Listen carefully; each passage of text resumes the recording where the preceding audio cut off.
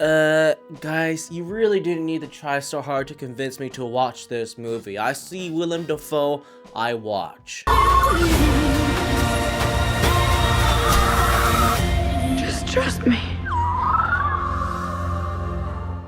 The Legend of Ochi, another A24 classic that is unfortunately being thrown under the bus because there are a couple other films that came out and are, catching a lot of heat. But the reception for this film is understandable because there is barely any marketing for this thing whatsoever, which is just lame as fuck because we need movies like this to get more attention. I mean, come on, y'all. Stop complaining about original films when we have something such as The Legend of Ochi coming out and yet no one is going out to watch it. We follow Yuri, portrayed by Helena Zengel, who's currently on a journey to reunite a baby Ochi with a mama Ochi. That's right, ladies and gentlemen, these creatures that look like the golden snub-nosed monkey IRL are known as the OG in this world. These things are sort of an amalgamation of gremlins or mogwais or whatever the fuck they're called. Either way, it seems like the Ochi and human beings have been at each other's throats for a while, so Willem Dafoe is currently leading a troop of his own to fend off these creatures. That's right, y'all. Willem Dafoe is raising up a group of young boys to become hunters, become protectors of their land, of their home, of their people. The most recognizable kid being Finn Wolfhard, who you may remember from that one Ghostbusters movie and that one other big TV show on Netflix,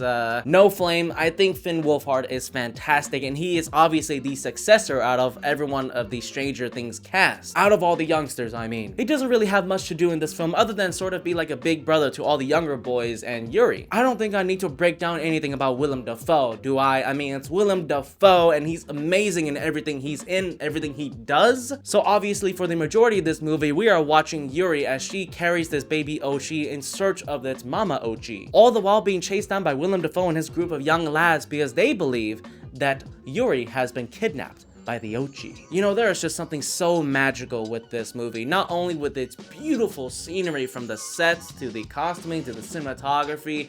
Oh my god, it's really the aesthetic, the fucking vibe, the color grading, the overall look of this film. It is so retro 70s, 80s. The music, the ambience, oh my goodness, it is fucking gorgeous. There wasn't a second where I didn't feel like I was experiencing everything that was going on in this movie. And that's probably what made this movie such a special, magical experience. It's because everything, they got it down to a T of what a retro 70s, 80s film really was back in the day. This movie is basically a modern day E.T., but with its own twists and turns and differences in character direction. I would love to know just how much work went into the practical effects of this film because so much of it just looks in camera. It looks so goddamn good. So let's just break it down. It has an amazing production, a very simple plot that a lot of us can connect with and that we've seen before and works. Unfortunately, the story is the weakest part of this movie. I never really cared much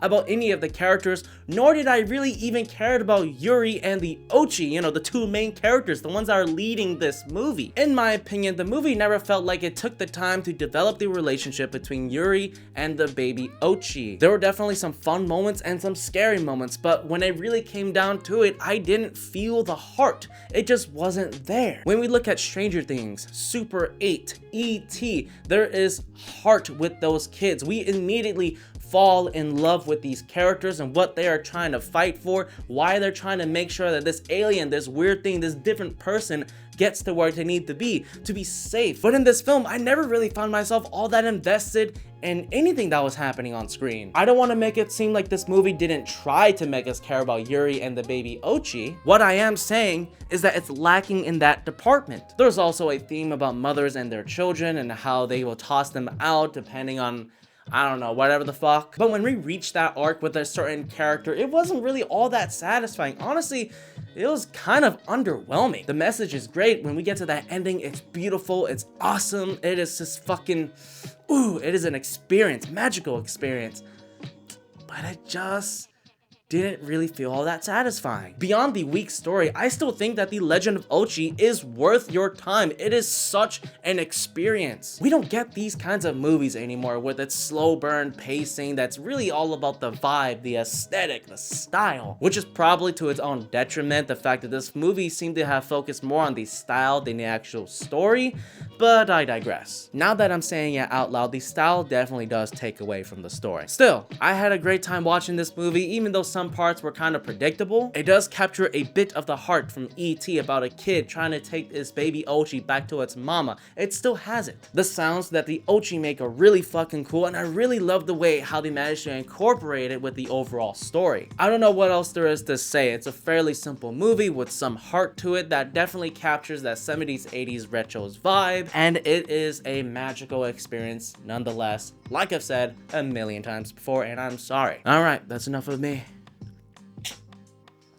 I'll catch you guys next time.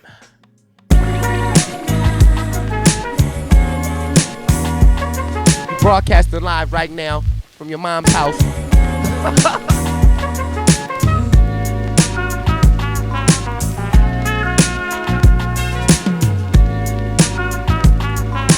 Make sure y'all tune in.